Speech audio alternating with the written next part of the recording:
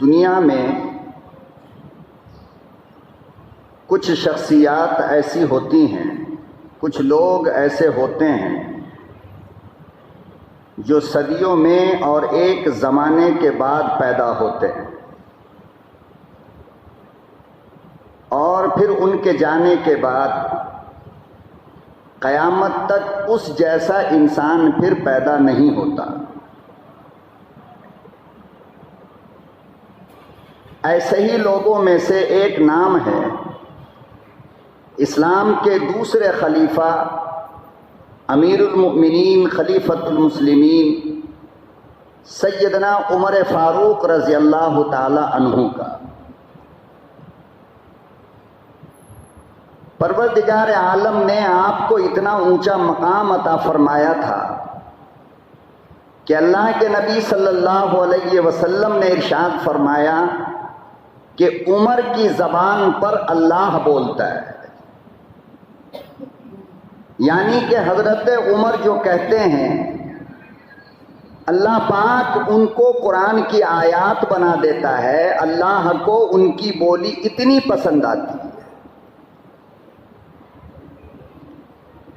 چنانچہ روایات میں آتا ہے، حدیث پاک میں موجود ہے، اور مختلف علماء اکرام نے قرآن کریم کی ایک آیت کی تفسیر میں یہ واقعہ لکھا ہے کہ ایک مرتبہ خانہ کعبہ کا طواف اللہ کے نبی صلی اللہ علیہ وسلم حضرت عمر فاروق کے ساتھ کر رہے تھے۔ 7 چکر لگایا بیت اللہ کا، لیکن اچانک آپ صلی اللہ علیہ وسلم نے دیکھا کہ عمر میرا ساتھ چھوڑ دیا، میرے پاس نہیں ہے۔ تو آپ صلی اللہ علیہ وسلم نے پلٹ کر دیکھا تو حضرت عمر مقام ابراہیم پہ کھڑے تھے۔ اللہ کے نبی صلی اللہ علیہ وسلم نے ارشاد فرمایا عمر کیا ہوا؟ آپ تو میرے ساتھ طواف کر رہے تھے، اچانک آپ نے میرا ساتھ چھوڑ کر یہاں کیوں کھڑے ہو گئے؟ حضرت عمر فاروق نے کہا کہ یا رسول اللہ، یہاں پر پتہ نہیں کیوں مجھے 2 رکعت نماز پڑھنے کو دل چاہتا ہے، اور وہاں پہ نماز ہوتی نہیں تھی۔ جتنے لوگوں نے حج کیا ہے یا عمرہ کیا ہے وہ جانتے ہیں کہ مقام ابراہیم پر طواف کے بعد 2 رکعت نفل نماز پڑھی جاتی ہے، لیکن یہ پتہ نہیں ہے کہ یہاں پر نماز 2 رکعت شروع کب ہوئی۔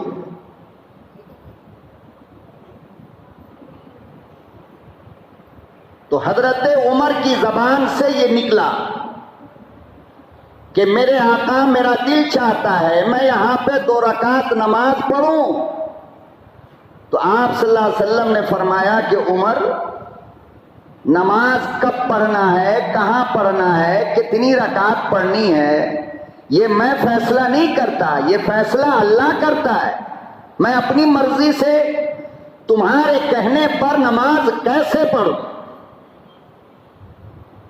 نہیں پڑھ سکتا۔ آپ اندازہ لگاؤ، دونوں کی گفتگو اللہ سن رہا تھا۔ فوراً حضرت جبریل امین کو بلایا اور فرمایا کہ جبرائیل ذرا جلدی آؤ، اس سے پہلے کہ دونوں یار کی باتیں ختم ہو تم پہنچو۔ فرمایا یا اللہ کیا لے کر جاؤں؟ فرمایا کہ میرے عمر نے جو کہا ہے میں اس کو قرآن بناتا ہوں، میرے عمر نے جو فرش پر کہا میں عرش کا مالک اسے قرآن کی آیت بنا دیتا ہوں، اور یہ آیت لے کر کے جاؤ، میرے محبوب سے کہو کہ جو رائے جو مشورہ عمر کا زمین پر ہے اللہ اسے قبول کرتا ہے۔ وَاتَّخِذُوا مِن مَّقَامِ إِبْرَاهِيمَ مُصَلًّى، اے محمد صلی اللہ علیہ وسلم مقام ابراہیم پر نماز پڑھیے۔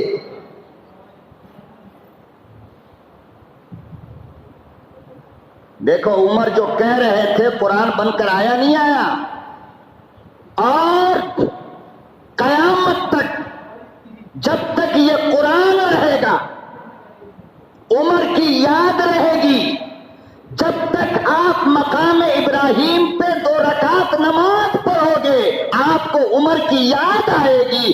یہ ہو نہیں سکتا کہ عمر کے کہنے پر جو نماز نفل وہاں ہوئی ہے آپ پڑھو نا اور آپ کا حج مکمل ہو جائے، عمرہ مکمل ہو جائے، ایسا نہیں ہو سکتا۔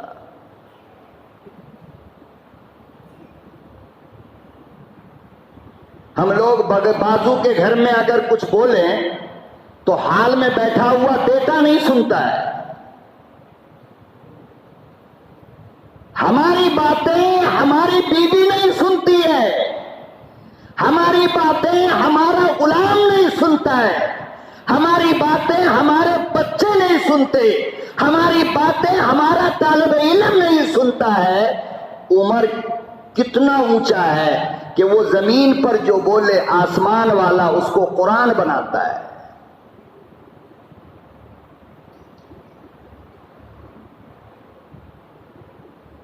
اتنا اونچا، اتنا اعلیٰ، اتنا بلند ہے عمر کہ اللہ کے نبی صلی اللہ علیہ وسلم نے فرمایا کہ اگر 9.5 سال تک 9.5 سال تک حضرت جبریل امین بھی حضرت عمر کی خوبیوں کو بیان کرنا چاہے تو 9.5 سال میں بھی بیان نہیں کر سکتے۔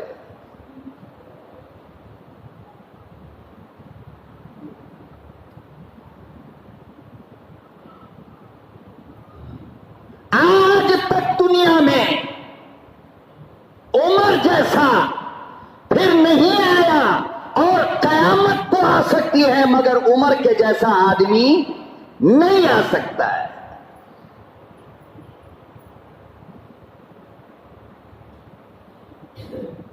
عجیب تھے وہ، اللہ اکبر۔ نماز عید کے لیے بیوی سے جوتا مانگا، فرمایا نماز عید کے لیے جا رہا ہوں جوتا دے دو۔ بیوی نے کہا کہ میرے سرتاج امیر المؤمنین جوتا اتنی جگہ سے پھٹا ہوا ہے اور میں نے اتنے پیوند لگا دیے کہ اب پیوند لگانے کی جگہ نہیں ہے، میں کہاں سے آپ کو جوتا دے دوں؟ مسلمانوں کا خلیفہ ہے، ایران، عراق، روم، قسطنطنیہ، آذربائیجان، اتنے ممالک جس نے 10 سال میں فتح کیا ہو، جس کے ہاتھ میں 1,24,000 کمانڈر ہو اور جو اس کمانڈر کا مالک ہو، 22 لاکھ مربع کلومیٹر پر جس کی حکومت چل رہی ہو، اور وہ عمر بغیر چپل کے نماز عید کے لیے جا رہا ہے۔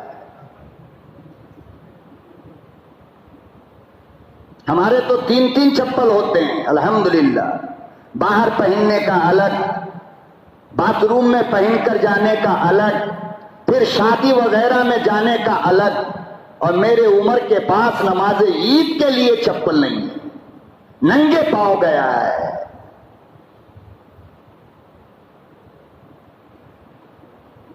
کیا حالت ہے مسلمانوں کی؟ ایک آدمی کے کپڑوں سے ایک الماری ہمارے گھر کی بھری ہے، لیکن میرا عمر جب بیت المقدس فتح کرنے کے لیے گیا، عیسائیوں نے، یہودیوں نے جب حضرت عمر کے کپڑے کا پیوند گنا ہے تو آپ کے کپڑے پر 17 پیوند لگے ہوئے تھے اور بہت سارا پیوند چمڑے کا تھا۔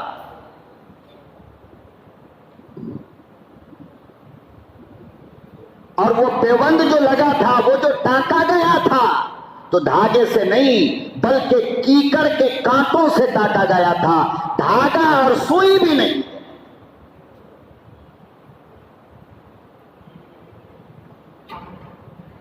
جب آپ ننگے پاؤں جانے لگے تو بیوی نے کہا کہ آپ خلیفہ ہو مسلمانوں کا، ننگے پاؤں جا رہے ہو، لوگ کیا کہیں گے؟ دیکھو جو غور کرنا ہی جملے پہ، کیا کہا؟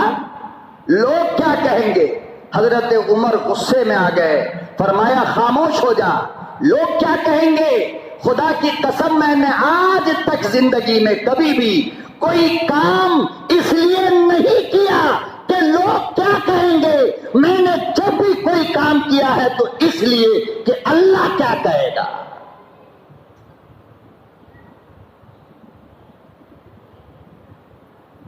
آج ہماری حالت کیا ہے؟ ہر کام میں یہی فکر ہوتی ہے، لوگ کیا کہیں گے۔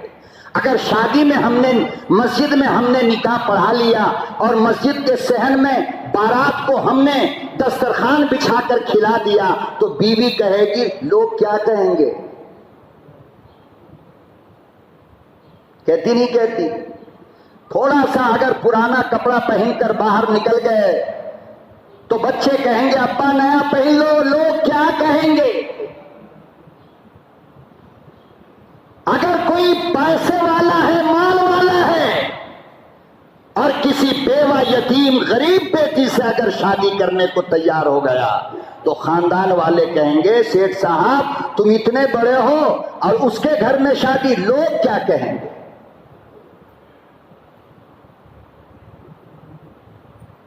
علماء، اس زمانے کے علماء نبی کے منبر پر بیٹھ کر وہ باتیں نہیں کہتے جس کو کہنی چاہیے، اس لیے نہیں کہتے ہیں کہ صدر کیا کہے گا، سیکریٹری کیا کہے گا، لوگ کیا کہیں گے، مصلی کیا کہیں گے۔ ارے آگ لگے تیری فکر کو، آگ لگے تیری سوچ کو، تو یہ کیوں نہیں سوچتا کہ قیامت میں اللہ کیا کہے گا؟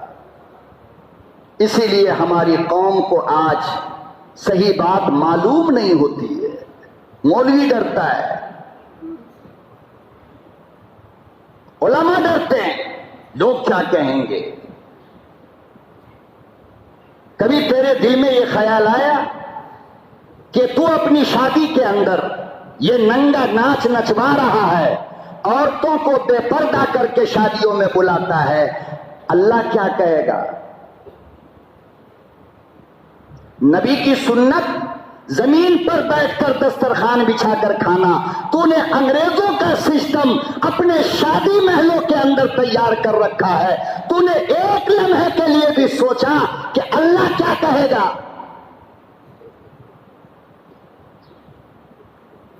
حاجی صاحب، نمازی صاحب، ذمہ دار صاحب کے بیٹا کی شادی ہے اور شادی محلوں میں جا کے دیکھو یہ بڑی بڑی داڑھی والے، وہ ٹوپی، وہ جھبا، وہ شرعی۔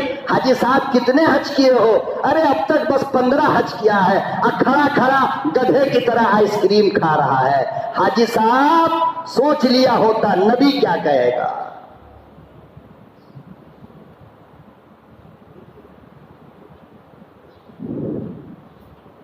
بیویوں کی انگلی پکڑ کے اور ان کے ہاتھ پکڑ کر اور جہاں بھر کی کا میک اپ کرا کر شادی محلوں کے اندر اپنی بیٹیوں کی نمائش کرتے ہو، اپنی بیویوں کی نمائش کرتے ہو۔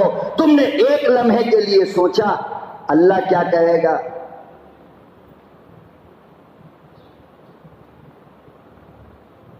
جو کچھ کرو کامیاب ہو جاؤ گے، یہ سوچ کر کرو کہ اللہ کیا کہے گا۔ یہ تو دنیا والے تم اچھا کہو گے تبھی زبان کھولیں گے، تم برا کرو گے تب بھی زبان کھولیں گے، نہ یہ تمہاری اچھائی پہ چپ رہیں گے نہ تمہاری برائی پہ چپ رہیں گے۔ ارے ان کی تو بیماری ہے زبان کھولنا، ان کی فکر کیوں کرتے ہو یہ کیا کہیں گے؟ تم یہ فکر کرو میرا نبی کیا کہے گا، اللہ کیا کہے گا۔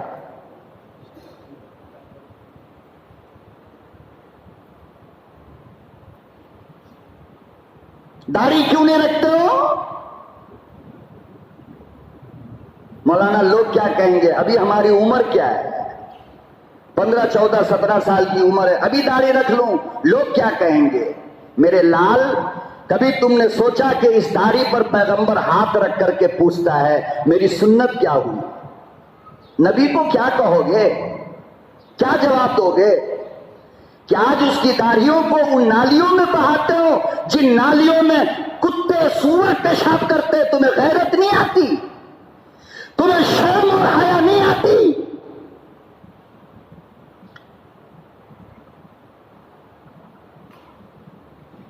یہ وہ داڑھی ہے، یاد رکھو، جس کے اوپر فرشتے جھولا جھولتے ہیں.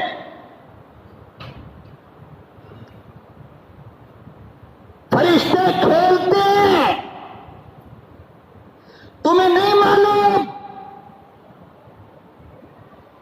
اور آج ان داڑھیوں کو قتل کر کے حجام کے شاپ میں، خدا کی قسم جب باہر نکلتے ہو تو تھوڑا پلٹ کر دیکھا کرو کہ حجام کی جوتیوں کے نیچے تمہاری داڑھی آ گئی.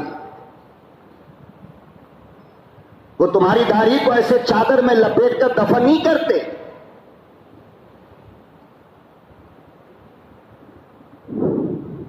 قیامت میں میرا نبی پوچھے گا کہ میری سنت کو تو نے ان نالیوں میں بہایا جس میں پاخانہ بہتا تھا. تو تم یہ تو سوچا کرو نا، ارے بیوی کیا کہے گی، گولی مارو. اور مسئلہ تو یہ ہے کہ اگر بیوی نے یہ کہہ دیا کہ داڑھی اچھی نہیں لگتی، کاٹ کر کے آؤ، تو نکاح ٹوٹ جائے گا. وہ تمہارے نکاح میں رہے گی نہیں. کیا بات کرتے ہو آپ؟ بیوی کے کہنے پر، خاندان کے کہنے پر، اولاد کے کہنے پر، آفس کے والوں کے کہنے پر تم داڑھیوں کو کٹواؤ گے، نبی کی سنت کو دفن کرو گے، لیکن یہ نہیں سوچو گے کہ اللہ کیا کہے گا. اور اللہ نہ کرے، میں تو دعا کرتا ہوں کہ اس حالت میں کسی کی موت نہ آئے. خدا نہ کرے کہ حجام کی دکان سے 3 بار استورا مار کر کے آئے ہو، باہر نکلے ہارٹ اٹیک ہو گیا. قبر میں کیا ہوگا؟ کیا جواب دو گے قبر میں آپ؟ کیوں؟ اس لیے کہ 3 ہی سوال ہے. تیرا دین کیا، تیرا اسلام کیا، اور پھر اس کے بعد نبی کو سامنے لایا جاتا ہے. تیسرا سوال، فائنل ایگزام چل رہا ہے وہاں. جب ہم لوگ دفن کر کے 40 قدم ہٹتے ہیں نا، کوشچن لے کر کے فرشتہ آ جاتا ہے، اس میں 3 سوال ہوتے ہیں. من ربو کا، تیرا رب کون؟ من دینوں کا، تیرا دین کون؟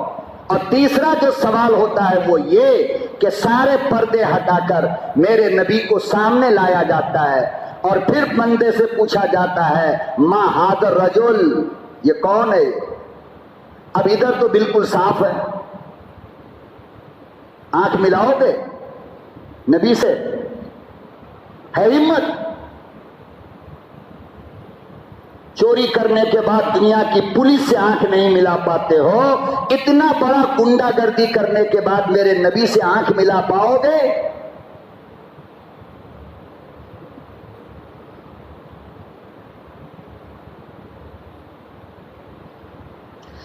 امیر المؤمنین خلیفۃ المسلمین سیدنا فاروق اعظم نے برجستہ جواب دیتے ہوئے فرمایا، بڑی عقل والی بیویوں، لوگوں کے کہنے پر میں کام نہیں کیا کرتا ہوں، اور اللہ سے کہتا ہوں میرے پروردگار، جس دن یہ خیال آ جائے کہ لوگ کیا کہیں گے، اس سے پہلے میری موت آئے.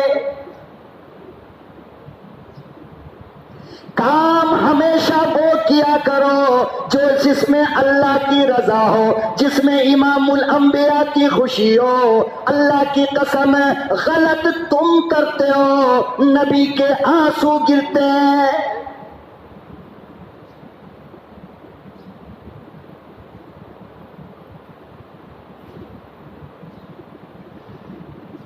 امام الانبیاء محبوب کبریا حضرت محمد مصطفیٰ صلی اللہ تعالی علیہ وسلم نے ارشاد فرمایا، لوگو لو کان نبی بعدی لکان عمر.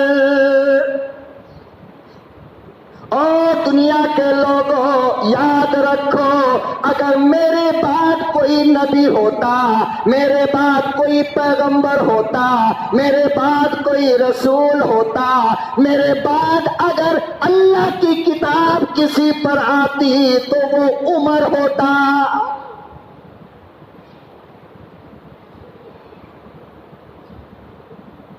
لو کان نبی بعدی لکان عمر. نبی ہوتا تو عمر ہوتا.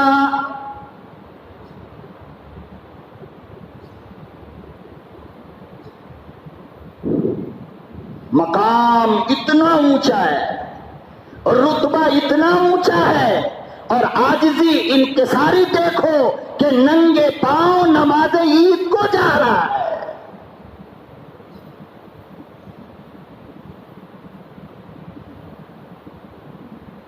بہرحال ایران کا ایک بندہ تھا، چونکہ ایران حضرت عمر نے فتح کیا تھا نا، یہ تو آپ کو معلوم ہی ہوگا. تو حضرت عمر پر ایران والوں کا غصہ تھا، اور ایران کے بادشاہ ہرزان نے یہ چال چلی کہ ایک بندے کو تیار کیا کہ کسی طرح بھی عمر کو قتل کرنا ہے. اس کا نام تھا ابو لؤلؤ فیروز. کیا نام تھا؟ بولو. ابو لؤلؤ فیروز. فیروز نام تھا اور کنیت ابو لؤلؤ تھا. ایران کا رہنے والا، مدینے میں آ کر کے نوکری کرنے لگا تھا. وہ بڑھئی کا کام کرتا تھا، کارپینٹر کا کام کرتا تھا، پینٹنگ کا کام کرتا تھا، بہت سارا ہنر تھا، چکی بنانے کا کام کرتا تھا. حضرت مغیرہ ابن شعبہ کا غلام بن کر کے آیا تھا. ابو لؤلؤ فیروز. اب بہت سارے لوگوں کا نام فیروز رکھا جاتا ہے، غلط ہے. علماء نے لکھا ہے کہ اسلام کے دشمنوں کے نام پر اپنے بچوں کا نام مت رکھا کرو، ورنہ اس کا اثر پڑ جائے گا.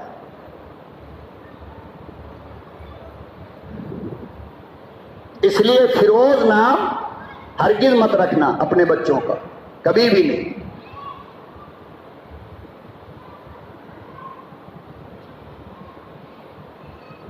چکی بنایا کرتا تھا وہ. حضرت عمر سے ایک مرتبہ آ کر اس نے اپنے مالک کی شکایت، حضرت مغیرہ ابن شعبہ کی شکایت، کہ میرا جو مالک ہے وہ محنت سے کم مزدوری دیتا ہے، محنت سے کم مزدوری دیتا ہے. اور مغیرہ ابن شعبہ مسلمان تھے، اور یہ ابو لؤلؤ مجوسی تھا. مجوسی کسے کہتے ہیں؟ جو آگ کی پوجا کرتا، ایران کا رہنے والا تھا. حضرت عمر فاروق نے پوچھا کہ کتنا کام کرتے ہو، کیا کام کرتے ہو؟ کہا کہ یہ کام کرتا ہوں. تو حضرت عمر نے کہا کہ اگر اتنا ہی کام کرتے ہو تو مزدوری ٹھیک ہے، اس کام کی مزدوری اتنی ہی ہونی چاہیے. کچھ دیر غصے میں آ گیا، پہلے سے بنانی تو تھی، اب اور غصہ آ گیا. حضرت عمر نے پوچھا یہ بتاؤ اور کیا کام کرتے ہو؟ کہا کہ میں چکی، پتھر کی چکی بنانے میں مہارت رکھتا ہوں. فاروق اعظم رضی اللہ تعالیٰ عنہ نے فرمایا کہ ایک چکی مجھے بھی بنانی. جانتے ہو اس نے کیا جواب دیا؟ اس نے کہا کہ آپ کو ایسی چکی بنا کر دوں گا کہ دنیا یاد رکھے گی. دنیا، حضرت عمر سمجھ گئے کہ یہ مارنے کی دھمکی دے رہا ہے. کیا کر رہا ہے؟ مارنے کی. خاموش ہو گئے. بالکل اسی دن حضرت عمر جب نماز فجر پڑھانے کے لیے نکلے، یہ لائٹنگ وائٹنگ کا معاملہ تو تھا نہیں، چھوٹا چھوٹا چراغ جلتا تھا، اندھیرا اندھیرا رہتا تھا نا. یہ ابو لؤلؤ فیروز جو تھا، یہ اپنی تلوار کو زہر میں پلا کر کے آستین میں چھپا کر نماز فجر میں پہلے آ کر ایک کونے میں چھپ کر بیٹھے. امامت تو حضرت عمر کرتے تھے، انہیں میں آ کر بیٹھ گیا.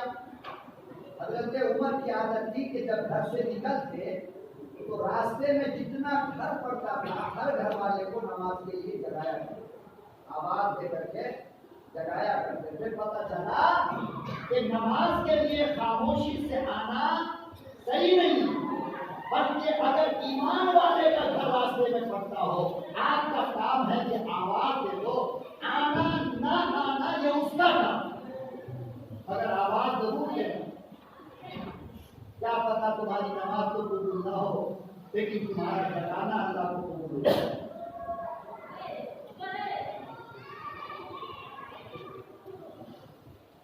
بہرحال مسجد میں آئے، صفیں درست کرنے کے لیے کہا، صفیں درست ہو گئی اور حضرت عمر آگے بڑھے.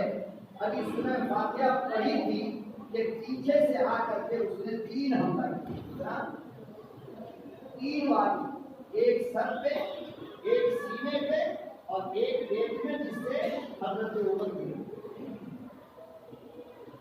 اور اس کے بعد اس نے نکلنے کی کوشش کی. صحابہ اکرام نے دیکھا کہ آواز بند ہو گئی، دیکھا تو عمر تو گرے. صحابہ نے پکڑنے کی کوشش کی، تقریباً 50 صحابہ کو اس نے زخمی زخمی، جس میں سے 13 صحابی کی وفات ہوئی. وہی تو صحیح. اور اس کے بعد اس نے اپنے آپ کو مار کر، گردن کاٹ کر خودکشی کر لیا. بہرحال جلدی سے حضرت عبد الرحمن ابن عوف جو پچھلی صف میں تھے، حضرت عمر کے پیچھے، حضرت عمر کو سائڈ کیا اور جلدی سے آپ نے نماز کو مکمل کیا. پتہ یہ چلا کہ حادثہ چاہے کتنا بڑا بھی ہو جائے مگر نماز معاف نہیں ہوتی. ان کو شادی کے نام پہ نماز چھوڑتے ہو، دکان کے نام پہ نماز چھوڑتے ہو، ولیمے کے نام پہ دکان چھوڑتے ہو. اللہ والے اچھے اچھے لوگوں کی نماز چھوٹ جاتی ہے.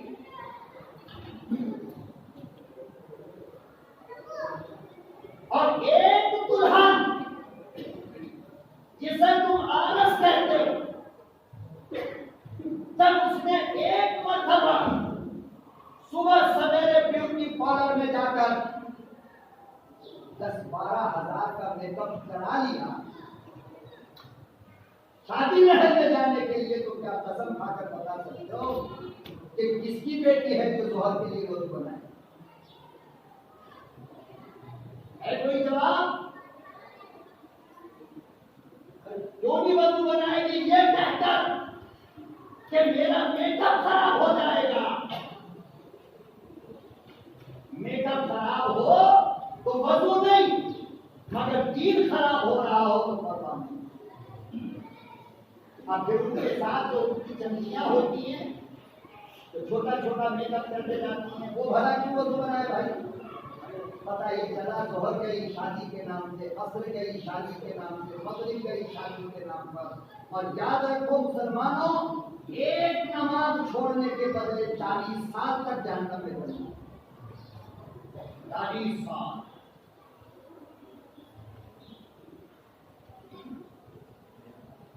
امیر المؤمنین خلیفۃ المسلمین سیدنا فاروق اعظم بے ہوش پڑائے.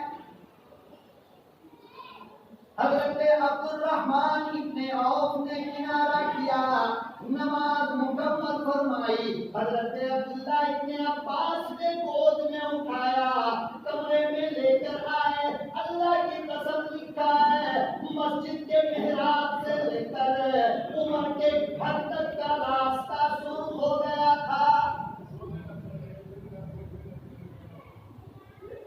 اسلام کا شیر بے ہوش پڑا ہے.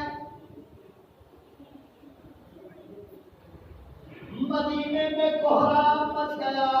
ابن عباس کہتے ہیں میں جب گھر میں لے کے گیا تھوڑا ہوش آیا تو اللہ کی قسم سب سے پہلا جملہ عمر نے کہا، اور ابن عباس لوگوں نے نماز پڑھا یا نہیں؟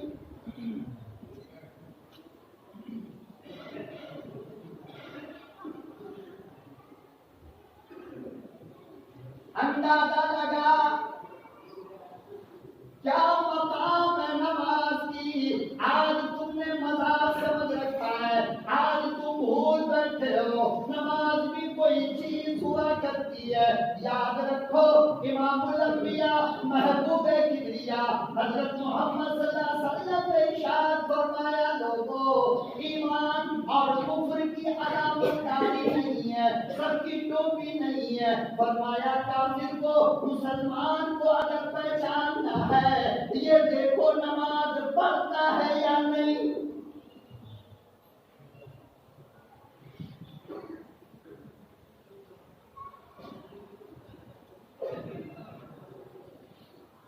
بین الایمان والکفر الصلاۃ، ایمان اور کفر کے درمیان جو چیز ڈیوائڈ کرتی ہے وہ نماز ہے۔ پتہ یہ چلا کہ ایمان والا ہو اور نماز نہ پڑھے یہ نہیں ہو سکتا، اور اگر بے غیرت بے شرم اس مالک کی خاطر 24 گھنٹے ڈھکا مارنے والا اگر 5 وقت کی نماز نہیں پڑھا تو تم کہہ سکتے ہو کہ اس کے ایمان میں کھوٹ ہے۔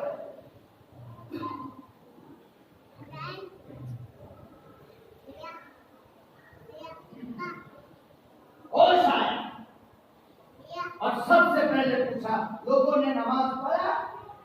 ابن عباس نے کہا الحمدللہ۔ تو حضرت عمر نے فرمایا کہ جلدی کرو مجھے وضو بناؤ، اور اسی حالت میں خون بہ رہا ہے، پورے زخم سے خون بہ رہا ہے، لیکن حضرت عمر کے بارے میں لکھا ہے خدا کی قسم اسی حالت میں وضو بنا کر کے آپ نے نماز پڑھی۔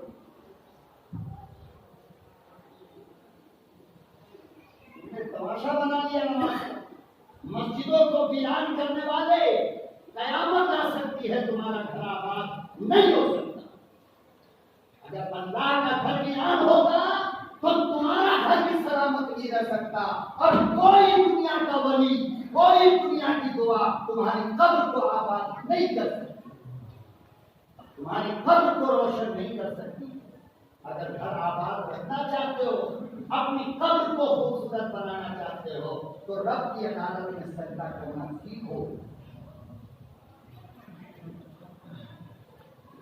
خون بہ رہا ہے، صحابہ نے دونوں ہاتھ کا یوں دیکھا دے کر حضرت عمر کو بیٹھایا، اس کے بعد آپ نے نماز پڑھی کی۔ اس حالت میں جو خون بہ رہا تھا، پتہ یہ چلا کہ اگر بیماری کی وجہ کر خون بہ رہا ہو، ٹھیک نہیں ہو رہا ہو، تو یہ کہنا کہ میرے کو خون گر رہا ہے، پیشاب کا قطرہ جاری ہے اس لیے میں نماز نہیں پڑھتا ہوں، غلط ہے۔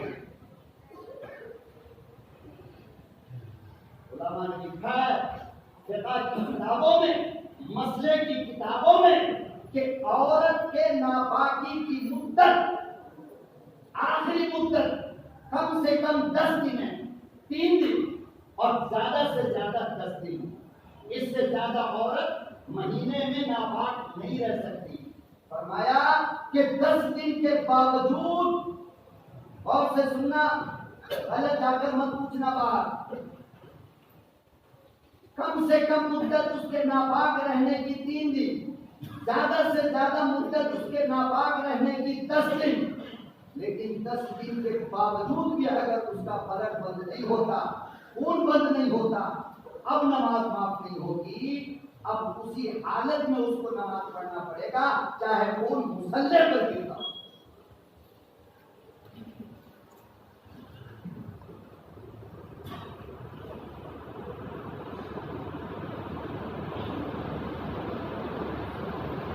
یہی مسئلہ ہے، آپ کی انگلی کٹ گئی، خون بند نہیں ہو رہا ہے، نماز کا وقت آ گیا۔ علماء نے لکھا کہ نماز کا وقت جب آیا تو تم کو اسی حالت میں وضو بنا کر کے نماز پڑھنا پڑے گا، اس لیے کہ تم اللہ کی نظر میں مجبور ہو۔ کیا ہو؟ بولو بھائی، کیا ہو؟ مجبور ہو۔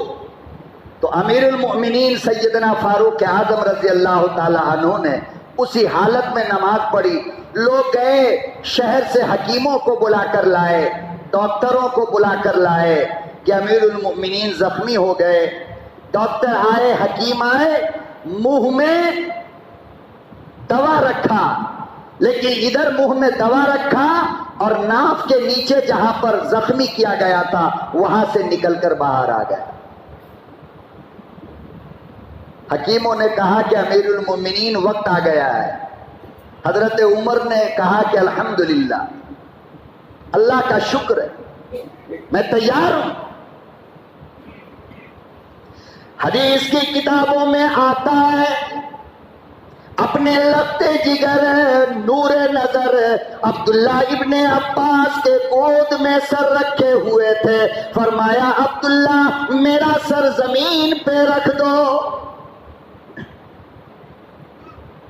موت دروازے کھڑی ہے, موت کا فرشتہ تیار ہے, میرا سر زمین پہ رکھو. بیٹا کہنے لگا بابا شرم آتی ہے.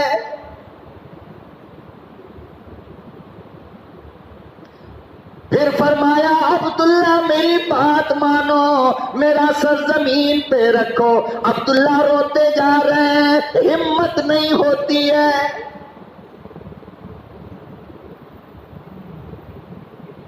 پھر حضرت عمر نے کہا زمین پہ میرا چہرہ رکھو. حضرت عبداللہ پیچھے ہٹے, آہستہ سے حضرت عمر کا سر زمین پہ رکھا. حضرت عمر روتے جا رہے, یہ کہتے جا رہے ہیں اللہ میاں میرا کیا بنے گا.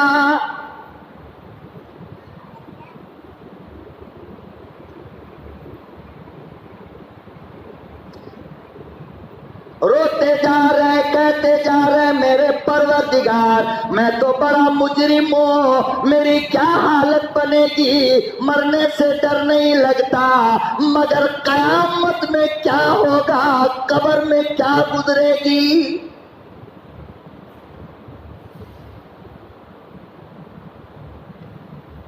اندازہ لگا یہ کون کہہ رہا ہے, یہ وہ کہہ رہا ہے جس کی زبان پہ رب بولتا ہے, یہ وہ کہہ رہا ہے جس کے ایمان کے بعد بیت اللہ کی چھت پر اذان ہوئی. ارے یہ وہ کہہ رہا ہے جس نے اماں عائشہ کے برات کا سبب بنا, یہ وہ کہہ رہا ہے جس کے ہاتھ کو پیغمبر نے پکڑ کر کہا کہ قیامت کے دن جب میں قبر سے اٹھوں گا ایک طرف ابو بکر ہوگا, ایک طرف عمر ہوگا. اس کو فکر ستا رہی ہے قبر کی, اس کو فکر ستا رہی ہے آخرت کی. ہم یہ جنت کے ٹھیکیدار لوگ جو بیٹھے ہیں کوئی فکر ہی نہیں ہے. آج مرے کل مرے, ارے پوری تیاری ہے یار, جب چاہے لے لے, کیا فکر ہے. جنت تو میرے پاپا نے رجسٹر کرا کر کے مرا ہے, وہ تو میری ہے ہی. چاہے جتنا چاہو حرام کھاؤ, جتنا چاہو سود کھاؤ, جتنا چاہو رشوت کھاؤ, جتنا چاہو لوگوں کو ستاؤ, جتنا چاہو بہن کا مال حرام کھا لو, جتنا چاہو یتیموں کا لوٹ لو, جتنا چاہو لوگوں کو گالیاں دو, جتنا چاہو لوگوں کی غیبت کرو. جنت کو ہوا کیا ہے صاحب, سیمنٹڈ ہے, ٹاٹا اسٹیل سے بنا ہے نا.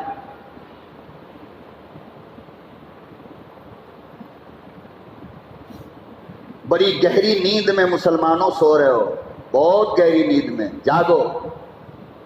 میں یہ نہیں کہتا دنیا چھوڑ دو, میں یہ کہتا ہوں دنیا چھوڑو مت, دنیا کے رخ کو دین کی طرف موڑ دو. بس تجارت کرو, نماز چھوڑ کر نہیں. بازار میں جاؤ, نظر اٹھا کر نہیں. لوگوں سے بات کرو, جھوٹ نہیں.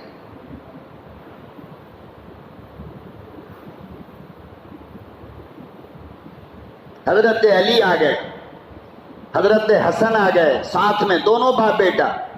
جب خبر سنی تو قریب آئے, حضرت عمر کے پاس کھڑے ہو گئے. حضرت عمر نے آنکھ کھولی, سلام کیا.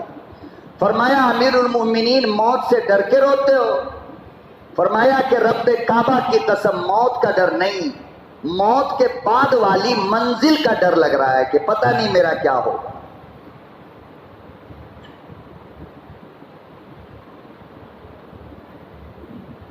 کچھ لوگ کنارے میں بیٹھے رو رہے, حضرت عمر کی کان تک. حضرت عمر نے فرمایا یہ کون رو رہے ہیں؟ کہا گیا کہ کچھ لوگ ہیں. فرمایا ان کو میرے کمرے سے باہر کر دو. رونے والے میرے پاس نہ بیٹھے. کہا کیوں؟ کہا اس لیے کہ تم نے نہیں سنا میرے نبی نے فرمایا کہ میت پہ رونے کی وجہ کر میت کو عذاب ہوتا ہے. کیا ہوتا ہے؟ ارے بولتے کیوں نہیں بھائی؟ کیا ہوتا ہے؟ لہذا یہ رونے والوں کو ہٹاؤ تاکہ میرے مرنے کے بعد ہم پر کوئی نہ روئے.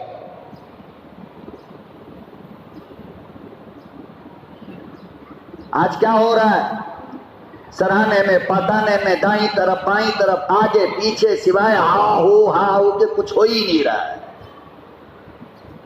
اور جتنا آنے والا آئے گا، آنے والی آئے گی، وہ اتنا ہی زیادہ روئے گی.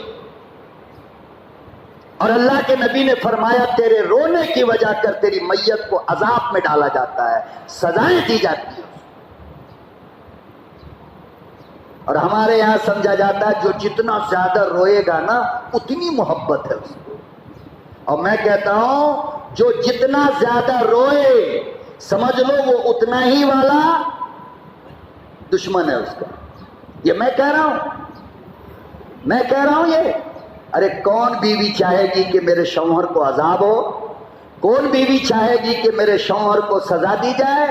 اگر نہیں چاہے گی تو آنسو گرائے گی، چیخے مارے گی، سینہ پھوڑے گی.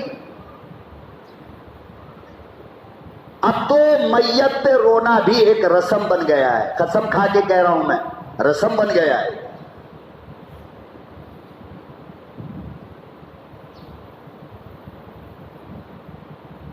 منع کرو، اپنے گھر کو جہنم مت بناؤ. غم اور اس کے اظہار کا طریقہ حضرت فاطمہ سے سیکھو. نبی کی وفات پر حضرت عائشہ سے غم منانے کا طریقہ سیکھو. کیا تھا طریقہ؟ اپنے بیٹے، 3 بیٹے کی میت کو نبی نے اپنے ہاتھ سے دفن کیا ہے. طیب، طاہر، قاسم، ابراہیم،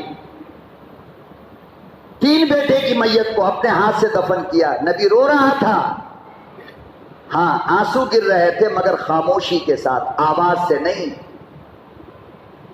اور یہ جو چیخے مار کے روتے ہیں نا، ان کے دل میں درد نہیں ہوتا.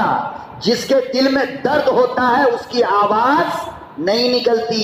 یاد رکھنا یہ بات.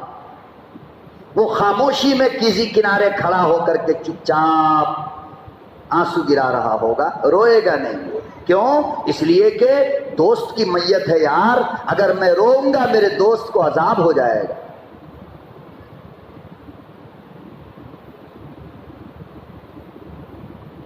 بار بار بے ہوشی طاری ہو رہی ہے. حضرت عمر نے عبداللہ کو بلایا، اپنے صاحب زادے کو بلایا. فرمایا عبداللہ اماں کے گھر جاؤ، عائشہ صدیقہ کے گھر جاؤ اور ان سے جا کر کے کہنا کہ عمر ابن خطاب نے بھیجا ہے.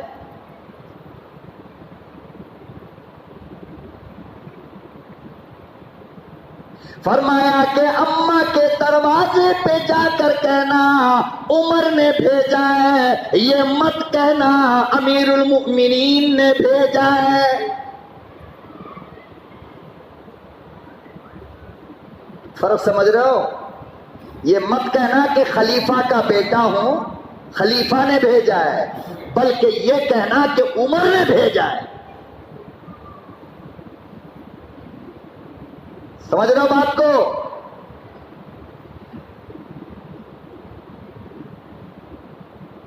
آج لوگوں کے نام کو بیچ کر کام چلایا جاتا ہے. دادا نے بھیجا ہے، کونسلر نے بھیجا، چیئرمین نے بھیجا، ایم ایل اے نے بھیجا، وہ ڈاکٹر نے بھیجا، یہ مولانا نے بھیجا، فلانے نے بھیجا. آگ لگے تیرے بھیجے کو. بے سیدھا سادہ نام لے کر بول. فلانے آدمی نے بھیجا، اس کے پوسٹ، اس کے عہدے کا نام لے کر ہم پہ روک ڈالنا چاہتا ہے. دادا گیری کرنا چاہتا ہے ہم سے.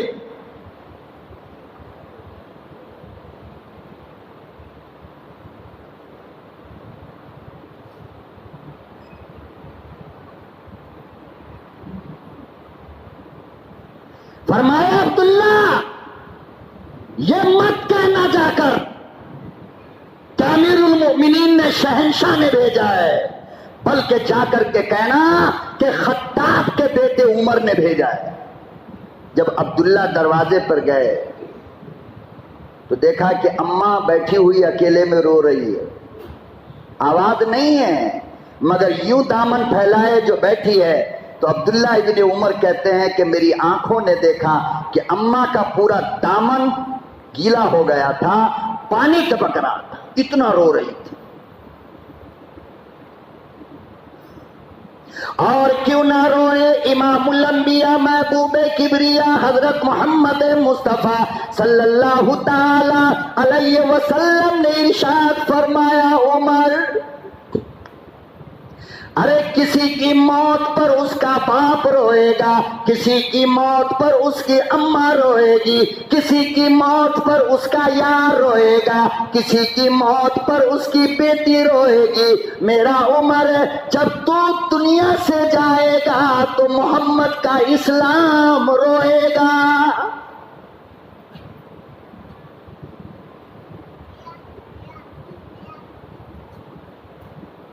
فرمایا عمر تجھے کیا پتا باپ کے مرنے کے بعد بیٹا یتیم ہوتا ہے، جب تیرا انتقال ہوگا میرا دین یتیم ہو جائے گا.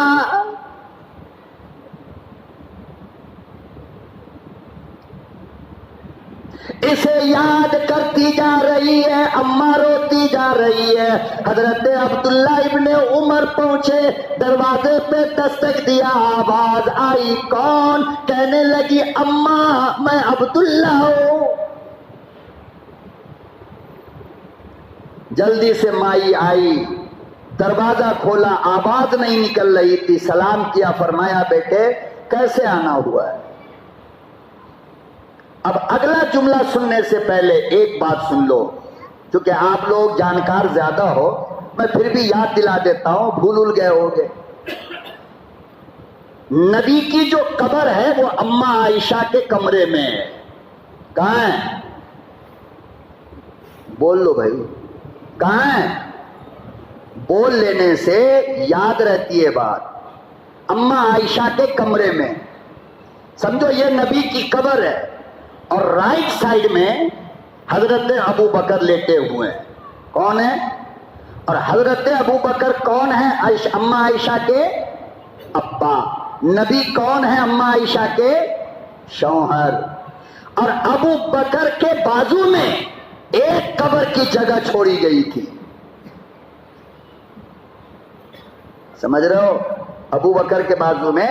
اس لیے آپ جب مسجد نبوی جاؤ گے نا، اور جب آپ گنبد خضرا پہ جاؤ گے تو دیکھو گے آپ پہلے نبی کا نام ہے، پھر ابو بکر کا نام ہے، پھر عمر کا نام لکھا ہے. یہ ترتیب قبر کی ہے. تو وہ جو جگہ خالی تھی نا، اس کے لیے حضرت عبداللہ ابن عمر کو بھیجا تھا حضرت عمر نے. حضرت عبداللہ ابن عمر سے پوچھا اماں نے کیوں آئے ہو؟ فرمایا کہ عمر کا بیٹا عمر ابن خطاب نے بھیجا ہے. فرمایا امی جان آپ سے اجازت لینے کے لیے آیا ہوں، اگر آپ اجازت دے دو میرے بابا کو میں ابو بکر کے بازو میں آپ کے کمرے میں دفن کر دوں.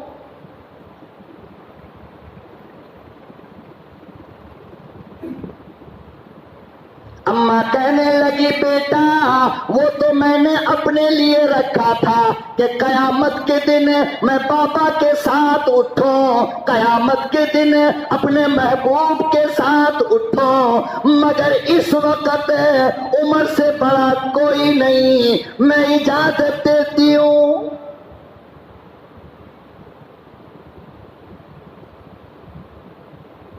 پتہ چلا کہ اپنے میت کی قبر کو بنانے کے لیے بھی جلدی مت کیا کرو. اچھی جگہ ڈھونڈا کرو. مراد اچھی جگہ سے کیا ہے؟ جہاں پر اللہ والوں کی قبر ہو، نیک لوگوں کی قبر ہو، جس کو آپ جانتے ہو، ایسے کے بغل میں جا کر کے اپنی میت کو دفن کرو، تاکہ قیامت کے دن اللہ کے ولی کے ساتھ میں تمہاری میت بھی اٹھے گی، اللہ کو رحم آ جائے، اللہ معاف کر دے. نہیں ہو سکتا ایسا؟ ارے بولو. چور کے ساتھ اگر پولیس اسٹیشن میں کوئی جائے تو پولیس والا کیا سمجھے گا؟ یہ حاجی صاحب ہیں، متولی صاحب ہیں، مولانا صاحب ہیں. ارے بابا جب چور کے ساتھ گیا تو بڑا نہیں چھوٹا چور ہی تو ہوگا. بولو ہوگا نہیں ہوگا؟ لیکن کسی اچھے کے ساتھ اگر پولیس اسٹیشن میں جاؤ گے، نیک لوگوں کے ساتھ، تو پولیس والا کیا سمجھے گا؟ چور آیا ہے بھائی، یہ بڑا نیک ہے تو اس سے چھوٹا یہ بھی ہوگا جو نیک کے ساتھ آیا ہے.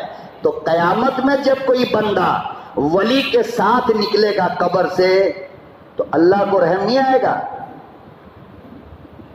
اس لیے نیک لوگوں کی قبر ڈھونڈا کرو، اللہ والوں کی قبر کے بازو میں ڈھونڈا کرو. اور اگر کسی کی ماں دفن ہے، کسی کا باپ دفن ہے، تو وہ کوشش یہ کرے کہ میری ماں میرے باپ کے بازو میں مجھے جگہ میسر ہو جائے.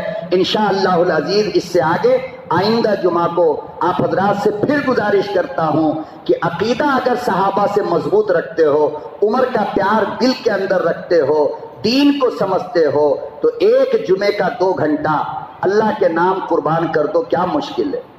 آدھی تقریر کے بعد لوگ آتے ہیں، پتہ نہیں کیا سمجھ میں آتا ہے، وہ خدا بہتر جانے. تھوڑا سا دین سیکھنے کا، دین کی باتیں معلوم. میں یہاں پہ کوئی چٹکلا تو نہیں سناتا نا کبھی؟ آپ کو یاد ہے کہ میں نے کبھی ہنسی مذاق کیا ہو؟ قرآن و سنت سے ہٹ کر میں نے کوئی گفتگو کی ہو؟ ہے ریکارڈ میں آپ کے؟ یا میں نے یہاں پر کوئی دل لگی کی ہو آپ کے پاس دوسروں کی طرح؟ نہیں نا.